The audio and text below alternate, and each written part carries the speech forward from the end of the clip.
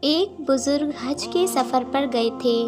جب وہ ایک جگہ سے گزر رہے تھے، ان کے ہاتھ میں ایک تھیلا تھا، اس میں کچھ پیسے تھے۔ اچانک ایک چور ان کے ہاتھ سے تھیلا چھین کر بھاگ گیا۔ جب چور کافی دور نکل گیا تب اچانک اس کی آنکھوں کی روشنی ختم ہو گئی۔ آنکھوں کی روشنی جاتے دیکھ اس چور نے رونا شروع کر دیا۔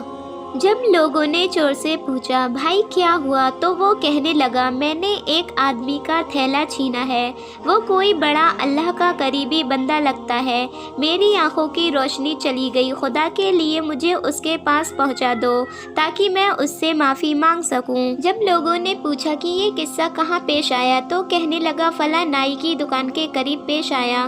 لوگ اسے اس دکان پر لے گئے اور نائی سے پوچھا کہ اس طرح کا کوئی آدمی یہاں سے گزرا ہے، آپ اسے جانتے ہو؟ اس نے کہا، مجھے اس کا گھر تو پتہ نہیں، ہاں مگر نماز کے لیے وہ آتے جاتے رہتے ہیں، اگلی نماز کے لیے پھر آئیں گے۔ یہ لوگ انتظار میں بیٹھ گئے۔ وہ بزرگ اپنے وقت پر تشریف لائے۔ لوگ اس چور کو ان کے پاس لے گئے تو اس چور نے جا کر ان کے ہاتھ پاؤں پکڑ لیے کہ مجھ سے غلطی ہو گئی، گناہ ہو گیا، نادم ہوں، شرمندہ ہوں، میری آنکھوں کی روشنی چھن گئی، آپ اپنے پیسے واپس لے لیجئے اور مجھے معاف کر دیجئے تاکہ اللہ تعالیٰ میری آنکھیں ٹھیک کر دے۔ وہ بزرگ کہنے لگے کہ میں نے تو تجھے پہلے ہی معاف کر دیا ہے۔ یہ سن کر چور بڑا حیران ہوا، کہنے لگا، حضرت میں تو آپ کا تھیلا چھین کر بھاگا اور آپ کہتے ہیں کہ معافی مانگنے سے پہلے ہی معاف فرما دیا۔ وہ فرمانے لگے، ہاں میرے دل میں کوئی بات آ گئی تھی۔ فرمانے لگے، میں نے ایک حدیث پڑھی جس میں نبی اکرم صلی اللہ علیہ وسلم نے فرمایا کہ قیامت کے دن جب میری امت کا حساب پیش کیا جائے گا تو میں اس وقت تک میزان کے قریب رہوں گا جب تک میرے آخری امتی کا فیصلہ نہیں ہو جاتا۔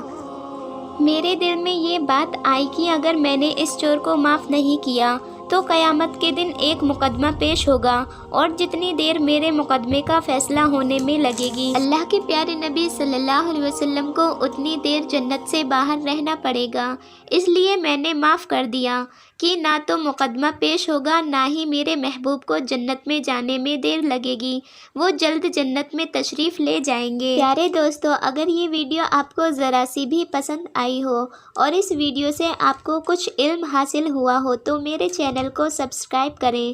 روز ایسی ہی جانکاری کے لیے لائک، شیئر اور ایک پیاری سی کمنٹ ضرور کریں۔ اللہ حافظ۔